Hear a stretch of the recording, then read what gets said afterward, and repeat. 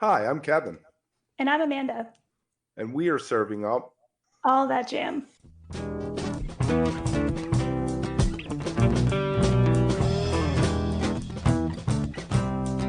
All That Jam, Quick Hit. Kris Yunker on the Garcia Project. The Garcia Project I just started playing with. Yeah. Okay. Yeah, Yeah. they Can did. you talk about that a little bit?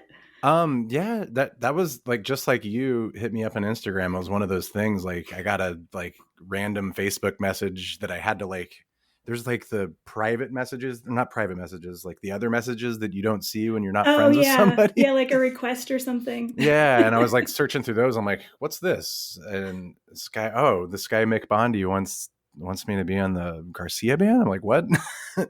And I looked into it, and they're doing some great things. They do full recreation sets of the Jerry Garcia band.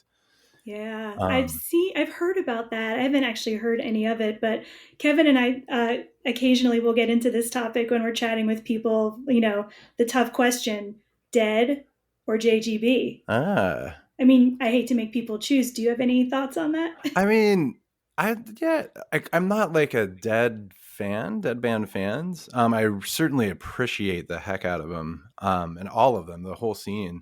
But if I would have a preference, I do really love Melvin Seals playing, and that speaks to me out of the most of the keyboardists. Yeah. So it seemed like an appropriate thing for me to get into.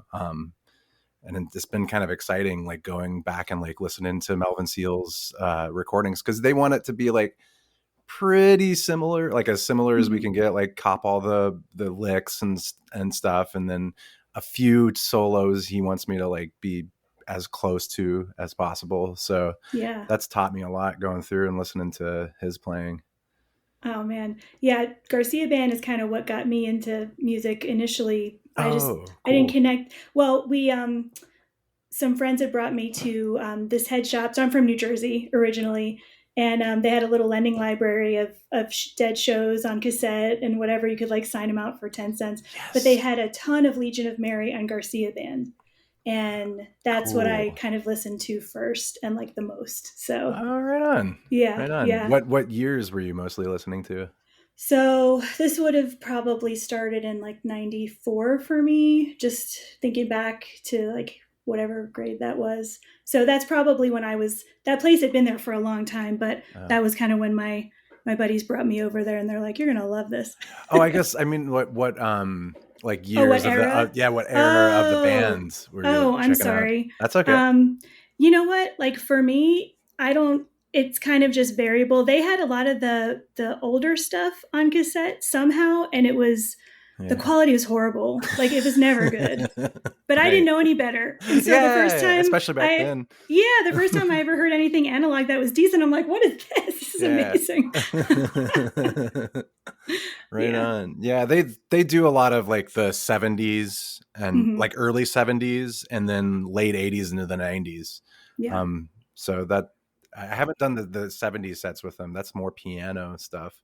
That's awesome. Yeah. how much of a learning curve was it for you? Did you know a lot of the songs already?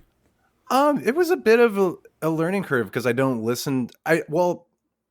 Maybe not so much because like the Jerry Garcia band songs are like old gospel tunes and Motown, so that's actually more in my wheelhouse. So there, it was more of a learning curve of just like the style of how they do it and getting into that. But that wasn't even that hard because I like Melvin's playing really like is more of my wheelhouse too, like the gospel soul stuff. So, um, but there was a bit of I had to like spend a couple of days just like listening to it and going over it and internalizing it. That's mostly what I have to do for stuff that I haven't played before is just internalize it, listen to it, on playlist on repeat. Which like I rarely listen to stuff that I want to just check out because I'm always learning tunes. Do you think going forward that listening to all this Garcia band is going to affect your writing or influence what you're doing? Oh, I think I can't help it. It's just yeah. Anything that I internalize, it'll happen. Like I funny enough, I almost played with Sophie B. Hawkins. She auditioned me, and I had to like learn her entire repertoire of tunes, and even that like seeped in, I noticed, to my writing styles, especially with the 7-Day Weekend album that we just put out, it ended up kind of having more like pop elements to it. So that definitely happens with everything that I internalize or have to learn. If you are enjoying All That Jam, please like and subscribe to our social media channels at All That Jam Pod on Twitter, Instagram, and Facebook, or visit our website, allthatjampod.com. Make sure to sign up for our email list and tune in every week for new episodes. Also, look for full interviews on our YouTube channel. And remember, stay beautiful, but don't stay underground too long.